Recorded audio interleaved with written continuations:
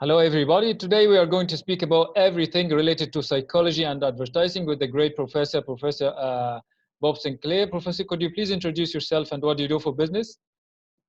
I'm Bob Sinclair. I was a tenured professor at 3 universities in North America of psychology, and I do experimental psychology and social psychology, industrial organizational psychology, organizational behavior, and market research.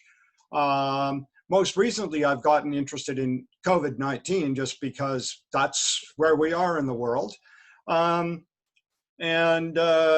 Today I'm going to share a little bit of my insights into the relationship between psychology and advertising.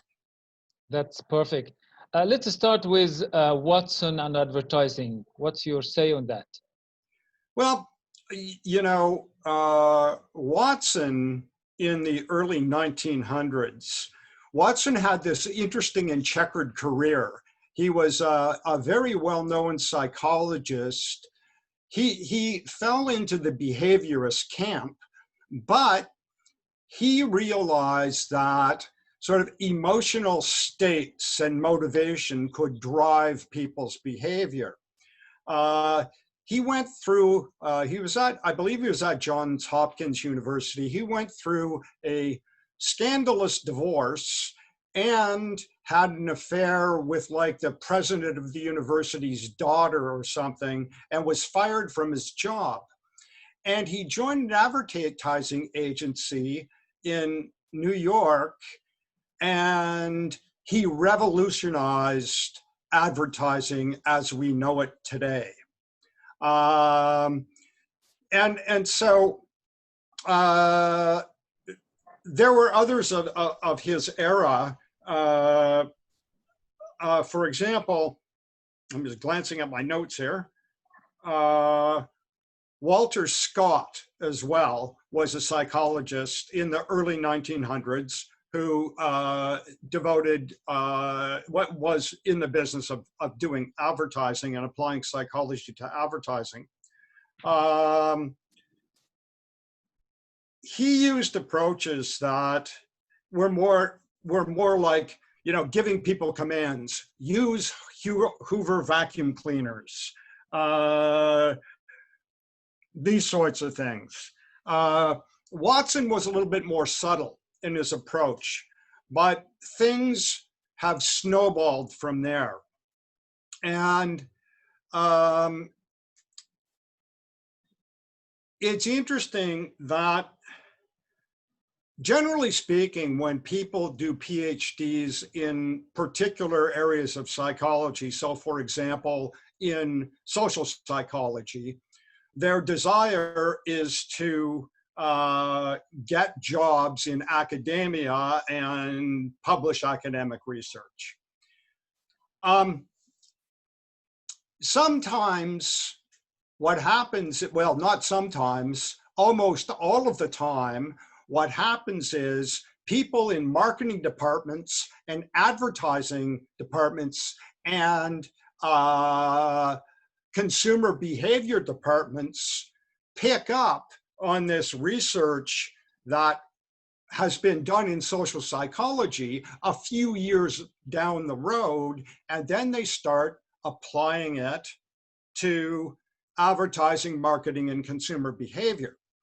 Now, the people that are doing, and then there are people that are just out there in the real world who are doing this work, and they're smart enough to look at the literature. However, they've been looking at the literature, you know, kind of 10 years later, as it's been filtered through research in marketing and consumer behavior programs and advertising programs.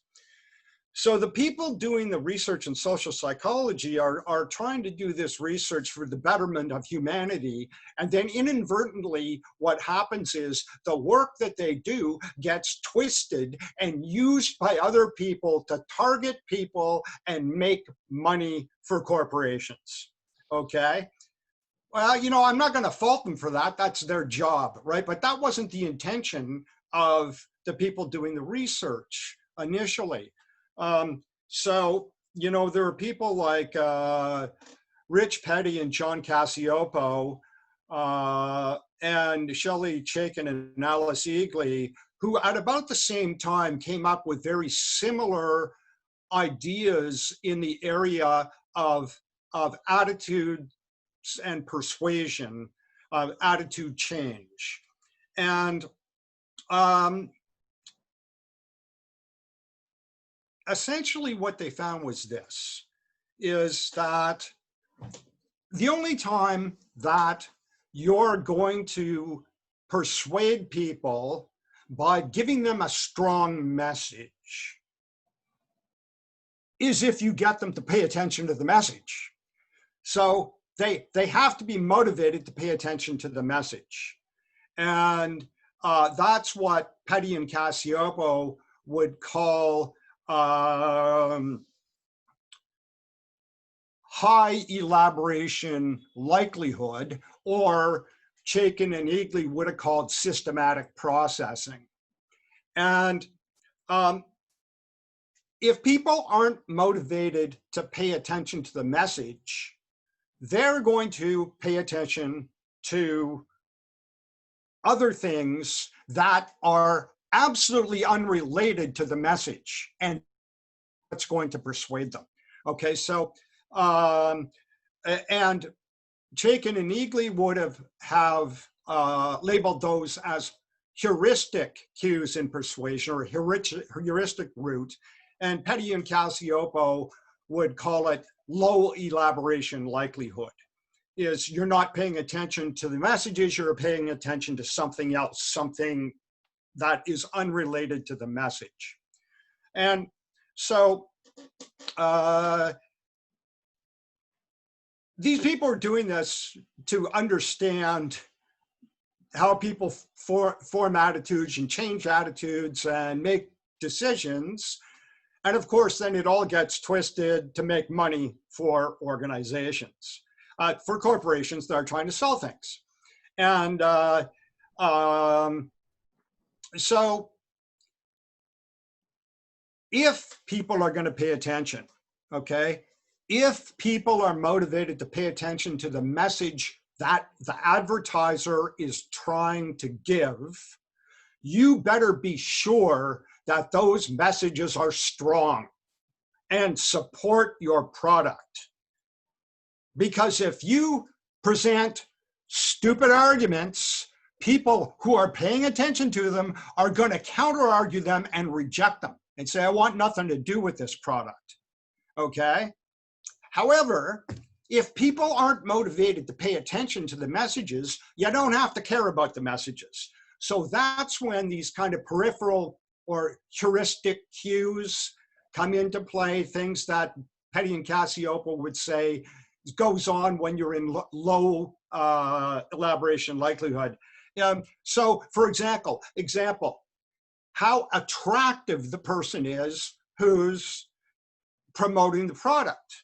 And we know attractive people will sell more of a product than unattractive people. Whether the person appears to be an expert or not, okay? So you can get, and in fact, you can get an expert like to promote some product, whether it's a skincare product, and that person is going to lead to more persuasion than just the average person promoting this product, okay?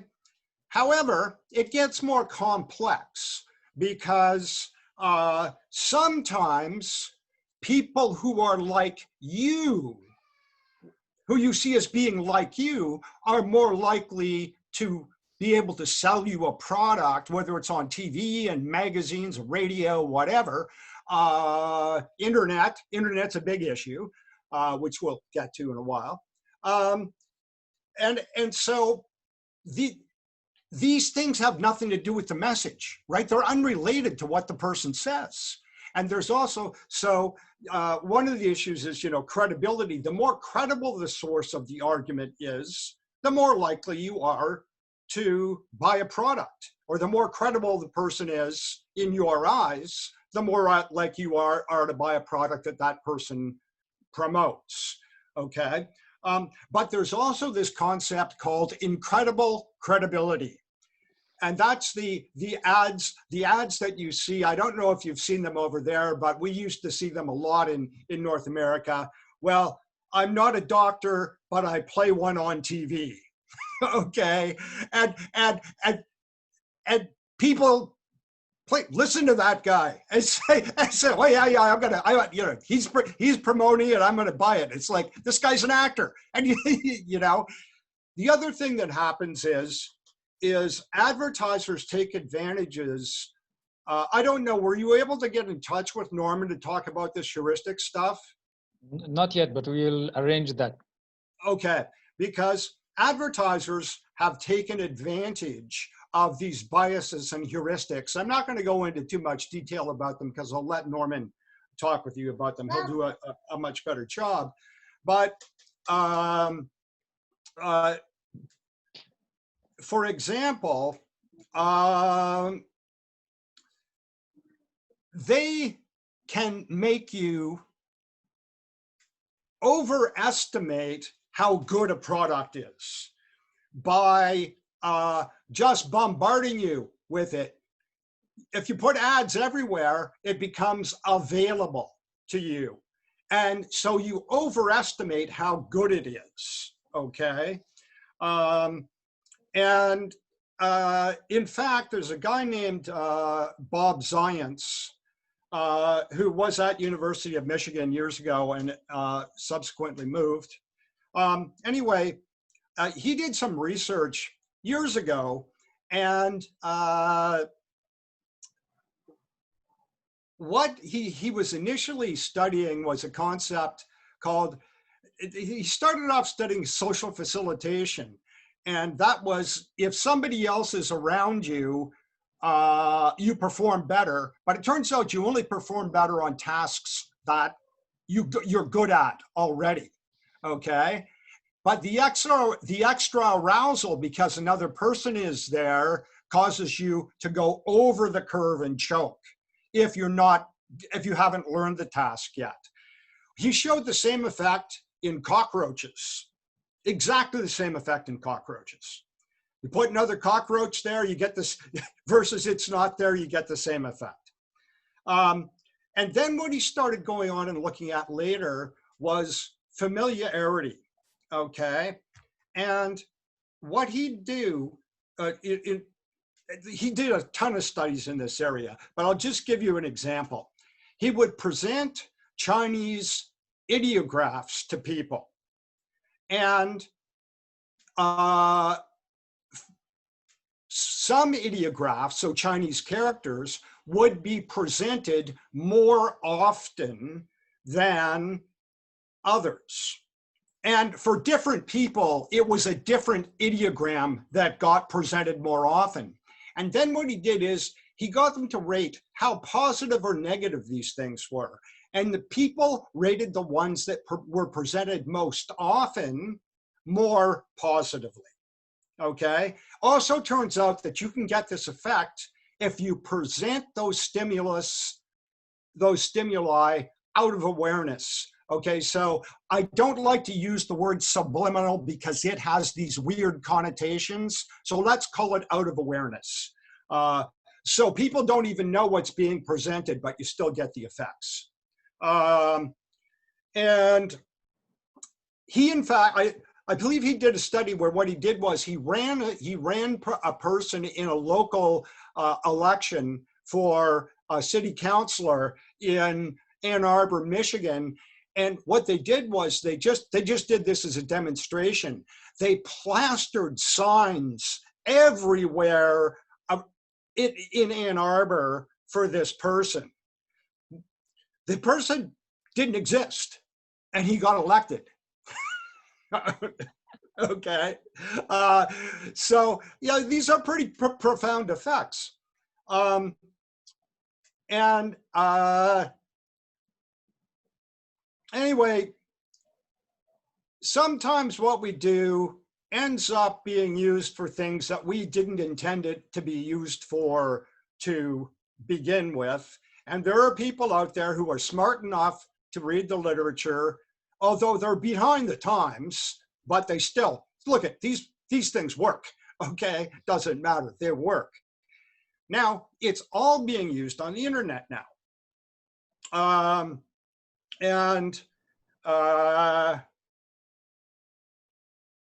There's a video on Netflix called The Social Dilemma that is a must watch for everybody out there, okay?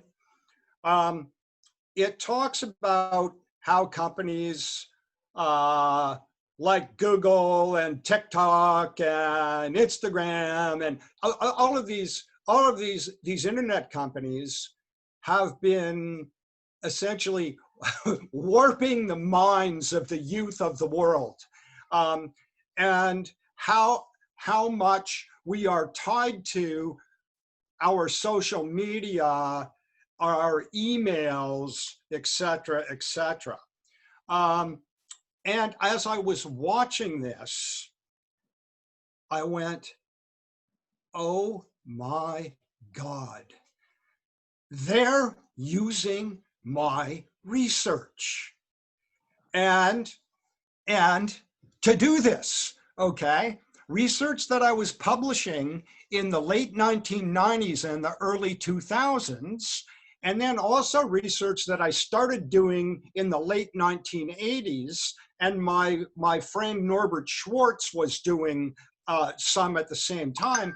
And I posted something on Facebook, and I said, I tagged Norbert in it. I said, Norbert, you and Rich Petty and I let Jerry Kloor and Alex Soldat and Mel Mark and I and others are responsible for this.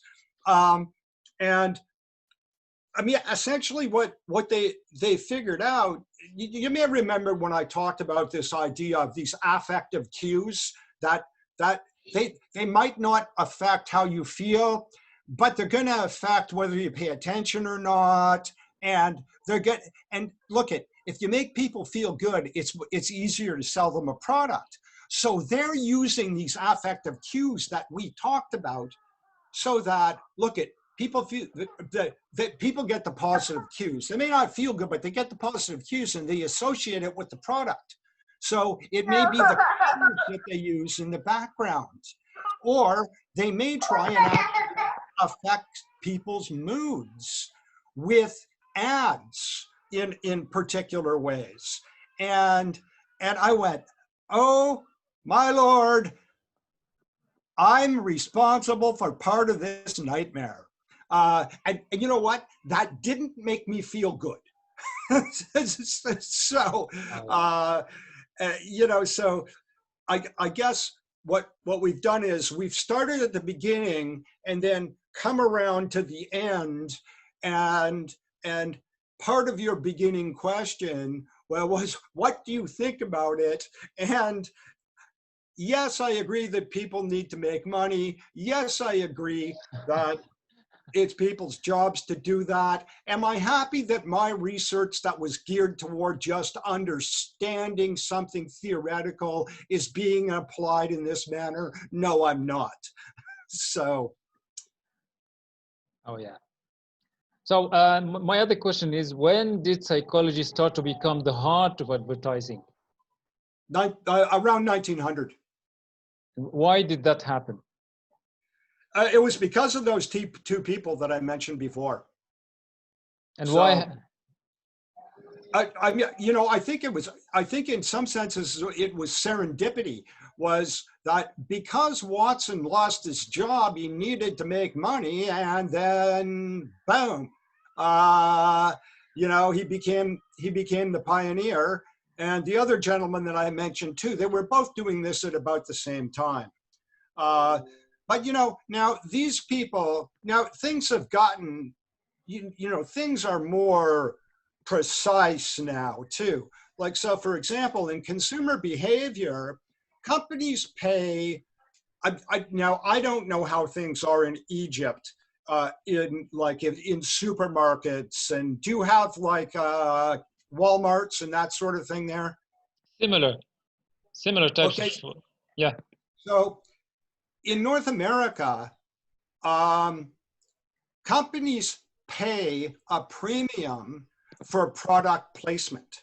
So what they do is they want their products placed at eye level of the average height of the average woman in North America. Because in general, it's women who are doing the grocery shopping.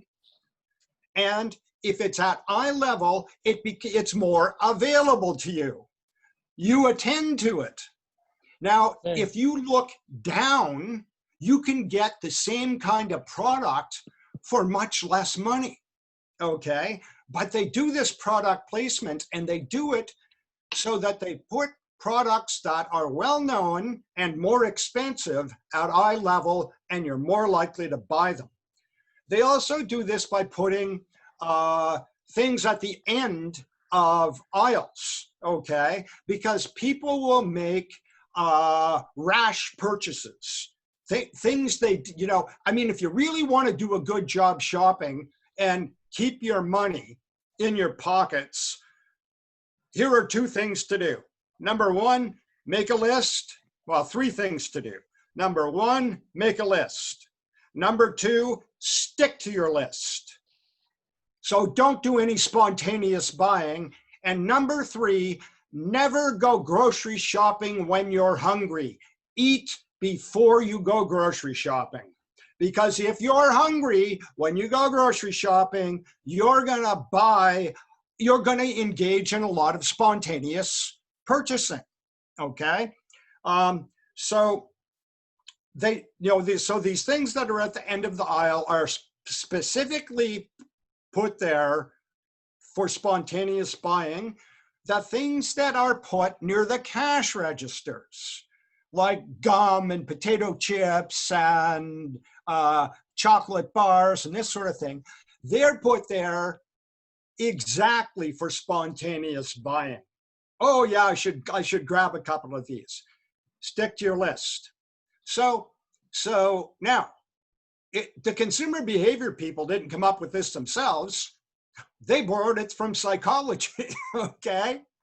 So that now all marketing, consumer behavior, and psychology are all intertwined now. But it's really psychology that's the driving force behind what the people in marketing and consumer behavior do. What do you expect in the future? Well, yeah, sitting in the middle of a pandemic is a bad time to ask me that question. I expect that, we're going to be doing a lot more online. And of course, organizations know this already. People are trying to sell you stuff online all the time. And they're taking advantage of the techniques that I'm talking about. They pay for, if you do a web search, okay, organizations pay to have their product come up first. So say you want to buy yourself, I don't know, a new vacuum cleaner, okay?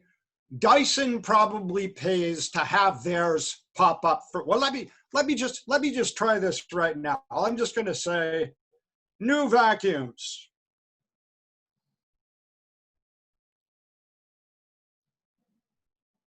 New vacuum cleaner. Let's see what pops up first. Dyson. Can you see? I don't know if you can you see it? Yeah, it's quite a little clear now. It's fine. That's exactly what I predicted, right? Is Dyson's got a lot of money. They can afford to pay the money, have theirs pop up first, because there's another effect in psychology that we've known for years and years and years. and that's the primacy effect, is that you remember the first things that you see in a list more than the last things that you see in a list. Actually, more than the middle things that you see in a list. That's called primacy.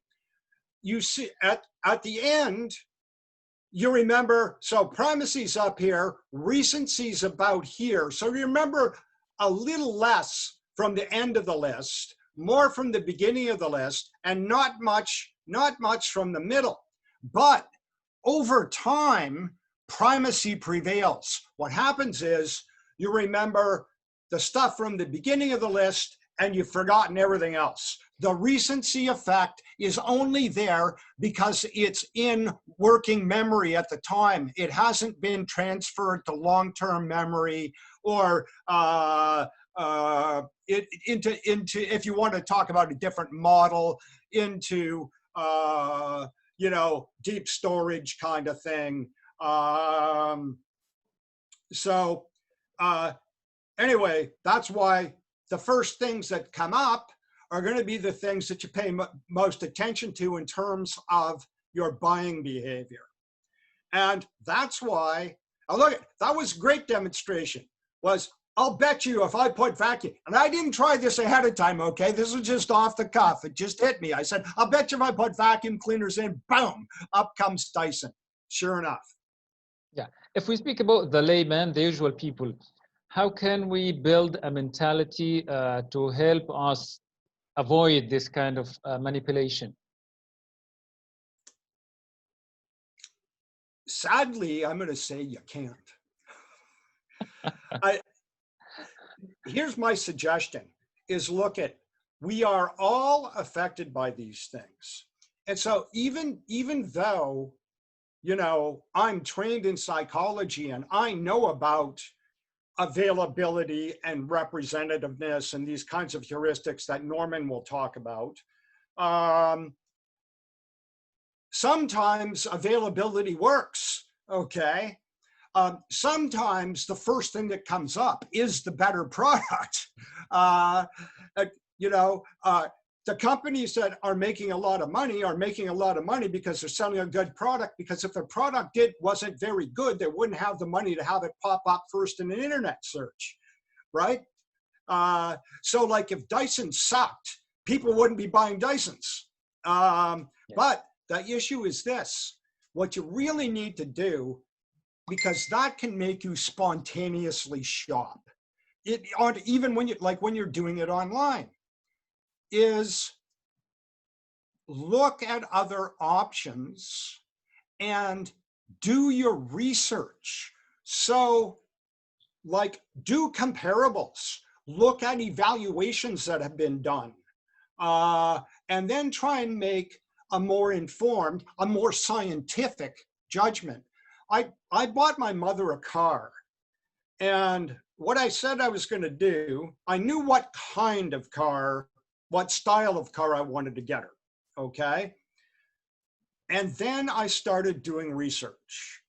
And I started looking at JD Power ratings, and I started looking at car and driver ratings, and I started looking at all the data and looking at websites that are credible, that aren't there to sell products, they're there to evaluate products, like Consumer Reports and that sort of thing, okay? That's always a good place to go to if you're going to make a big purchase, something where you're spending hundreds or thousands of dollars on. You should do your research, okay? You just don't walk into a car dealership and say, gee, I kind of like that car, I'm gonna buy it. So you wanna do your research, because if you walk into a car dealership and you have no knowledge about what you're doing, the salespeople in the car dealership are gonna try and take advantage of your ignorance. You need to do your research ahead of time. But the more research you do, the less you are going to be affected by this, but you're still going to be affected by it. I'm just saying there's no way around it. And, yes, I fall prey to buying the stuff that's at eye level sometimes. Although the more expensive stuff's probably a little bit lower than me, because the average woman's height is about 4 inches, or would that be 6 centimeters or whatever, less than me or something, I don't know. Anyhow, do your research.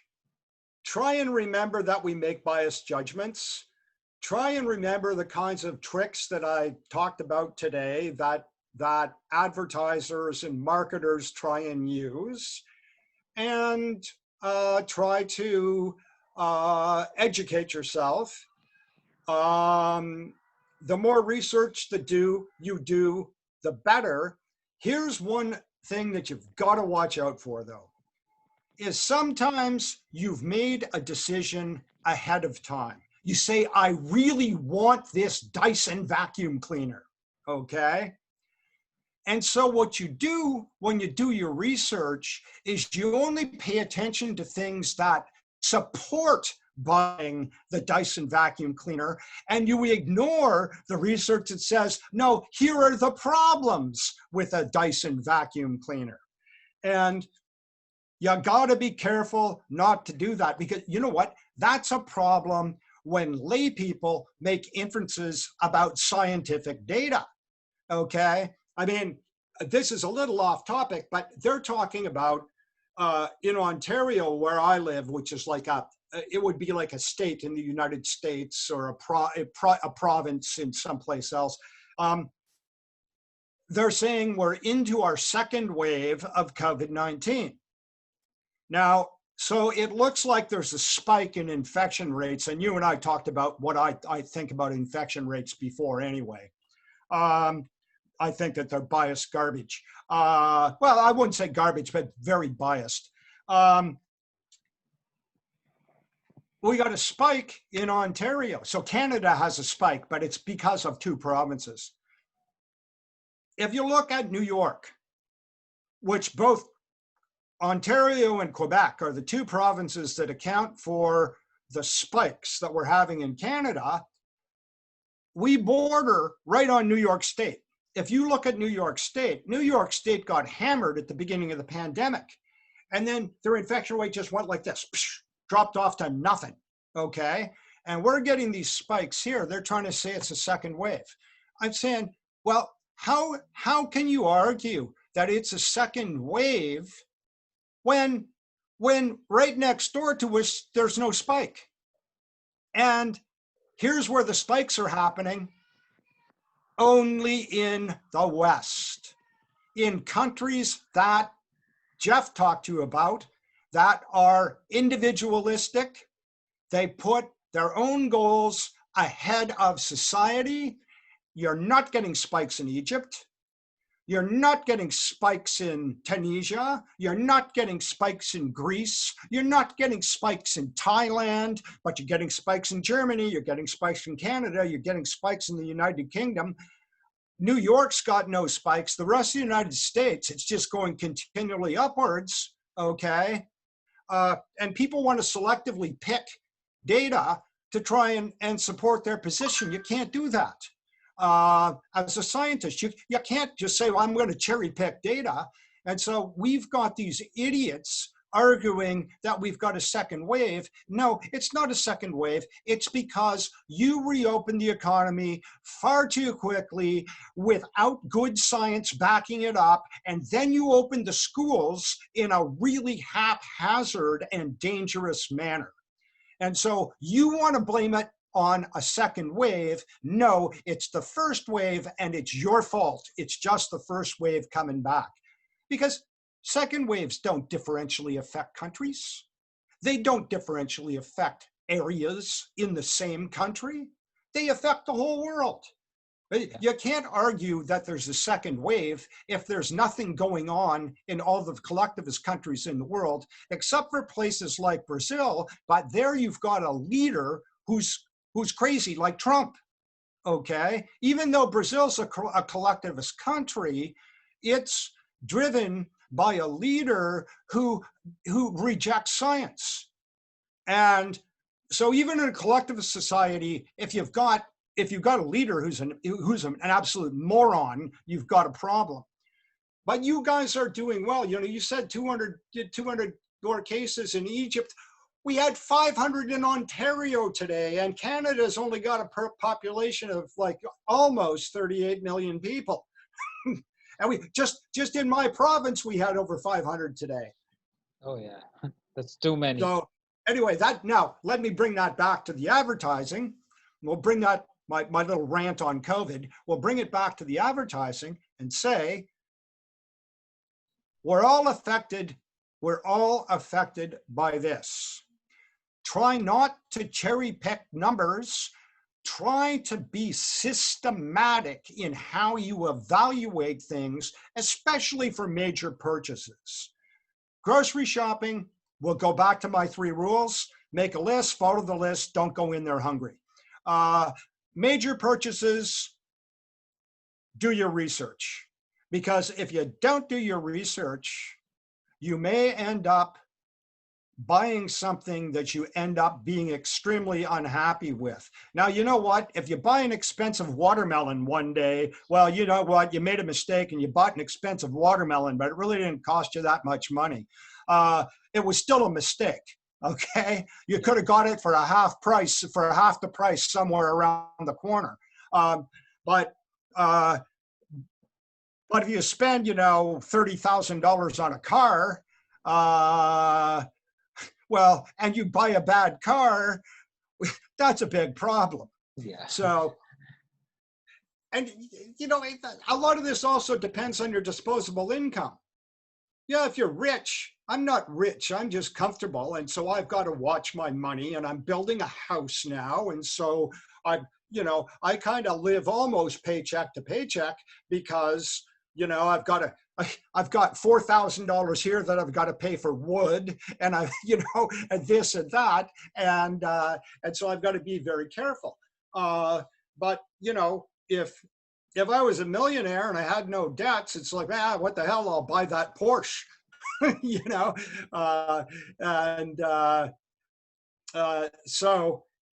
But smart people who have money know how to keep their money. And smart people who have money and good people who have money, instead of wasting their money on things that they shouldn't do, are helping contribute to society through philanthropy and giving to the needy, giving to the poor, supporting UNICEF. So, you know, here's another example, is this conspiracy theory about Bill Gates, okay? Conspiracy theories are insane because people start to believe them based on absolutely no data. And so this idea that Bill Gates is trying to control the world through vaccination programs is inherently ludicrous. Bill Gates and his wife have just been giving away their money to causes to help the world, and especially the developing world. And then people want to say, oh no, he's trying to control the world. And this is like, you know, the conspiracy theorists who believe that Hillary Clinton and George Soros were running a pedophile sex trafficking ring out of Comet Pizza in Washington, D.C., out of its basement in Washington, D.C., okay? Who in the world would believe that?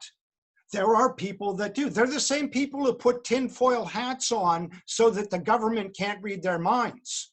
And the problem, here's an issue. There are big problems with these things because people start to believe them. There was a guy from like South Carolina who decided he was going to go up and liberate all of these children. And he went into Comet Pizza with an AK-47, and the Comet Pizza staff got all their patrons out and everything. And he went looking for the basement. Guess what? Comet Pizza doesn't have a basement. So it's pretty hard to have a trafficking ring afterwards. So anyway, he came out with he left his gun inside on top of beer kegs and came out with his hands in the air and got down on his knees. And then he got arrested and went to jail, okay? But he's actually spoken subsequently about how he was brainwashed by these conspiracy theories. Well, you know what? Advertising, in some senses, they're trying to brainwash you. In their own subtle ways, they're trying to brainwash you. And good organizations want to test whether their advertising program is good or not. And I've been hired to do that as an independent outside consultant. I've done it for Johnson & Johnson. And I've designed how they should. Here, I want you to put the program they were looking at university students, okay? They were trying to market feminine hygiene products to university students, and they had these ad campaigns. And at some campuses and not on other campuses, and I kind of randomly selected the campuses, and they were both at Francophone, so French-speaking campuses in Canada and English-speaking campuses in Canada, and evaluated, and I measured, I had people go out and collect data about their attitudes toward this product before the ad campaign, and then after the ad campaign, in both places that got the campaign and those that didn't. And sure enough, well, one time I found a great effect for the ad campaign. Okay, it's not a randomized experiment because I can't randomly assign people to what university they go to, right? But it's the next best thing. It's a quasi-experiment. So you get a big difference in attitudes toward the product in the groups that got the campaign, and you get no change in the groups that didn't get the campaign, okay? But the first time I did this for them, there was no evidence that their advertising, and look, these people are paying millions and millions and millions of dollars for their ad campaigns, right? So the first time I did it, there was no evidence that the ad campaign worked. So they fired the ad company, the ad agency, they hired a new ad agency, and of course they brought me on to evaluate again. It was the second one that was effective. And the same thing, so these companies are smart. They want to know that what they're doing is working, right? They just don't randomly say, oh, gee, this is a good idea. They got an ad agency out here that develops something. The ad agency markets their ad to the organization, to the company, like Johnson & Johnson, for example. Johnson & Johnson says, well, gee, we like this campaign, and we're going to institute this campaign, but then they bring me in as an independent to evaluate whether the campaign's effective or not. That was at a point in my life where I needed to make money, so I did that. But there are other situations where I've used exactly the same techniques for things that I think are for the betterment of society. So Toronto Public Health was trying to evaluate the effectiveness of campaign that they put into place to enhance people's perceptions of the safety of going out to eat in Toronto in the restaurants. Now, they put millions of dollars into this campaign, and they sure wanted to make sure that it wasn't devised by an ad agency. They devised it. They wanted to make sure that it was effective, because why continue with the program if there's no evidence that it's effective? And of course, it turned out that it was amazingly effective. Okay, it really increased people's perceptions of safety going out to eat in Toronto. Excuse me, doctor. Excuse me, professor. May I ask you a question here? Yeah. Like you mentioned the campaign of Johnson & Johnson, and you mentioned the campaign in Toronto now. What are the factors that contributed to make these campaigns successful?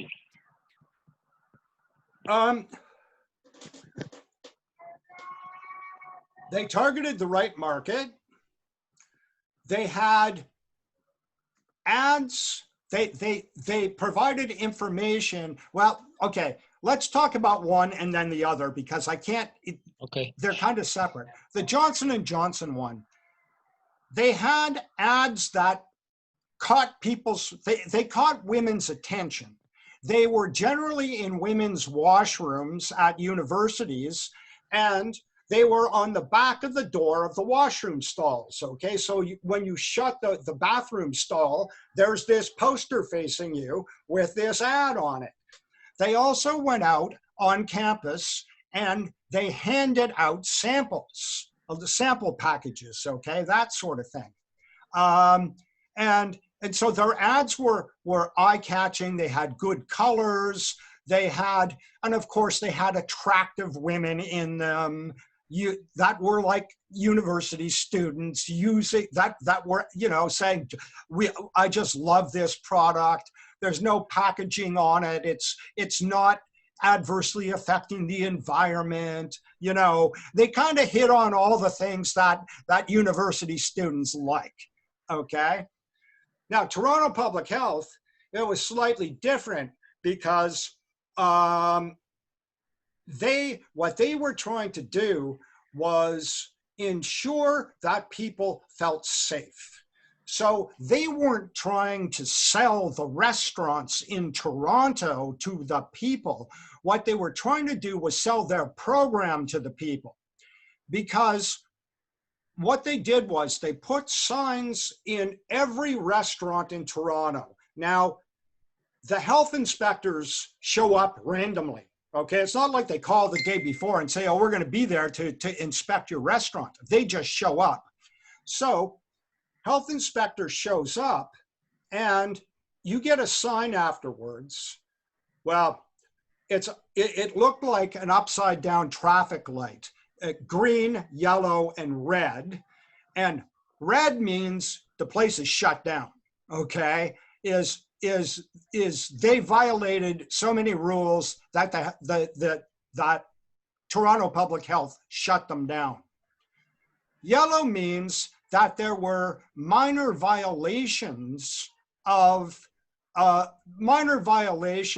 but nothing that was enough to shut them down. And green means that absolutely everything was fine. What we found was that people interpret yellows in the same way that they interpret reds, almost identically. So what that tells restaurateurs is you want to be on top of everything because a yellow hurts you, because people see it as meaning more than it was meant to mean. Now, I don't see any problem with that, because what it does is it forces the restaurants to be on top of taking care of public health. You don't want people getting salmonella or botulism or, you know, listeria, whatever that you can get from these foodborne diseases. Now, you can get a yellow for something as minimal as your refrigerator is 2 degrees higher than it's supposed to be. Okay, so 2 degrees Celsius higher. Now, if you're thinking about a busy restaurant, those those doors are getting opened and closed an awful lot. So it's pretty easy for something to fluctuate up 2 degrees, right?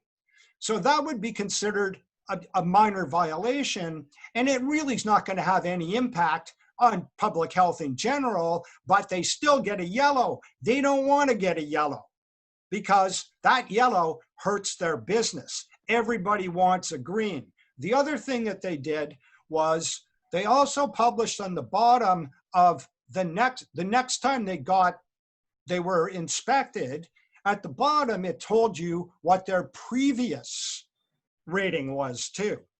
So, you know, previously they were a red, but now they were a green, you know, and you might sort of say, yeah, do I want to go here or not? So you want to see them have a couple of greens in a row, maybe. And they even did this, okay? They did this for guys that are selling shawarmas on the street, you know, on their little carts. They've got the signs on their carts, okay? This was absolutely everybody.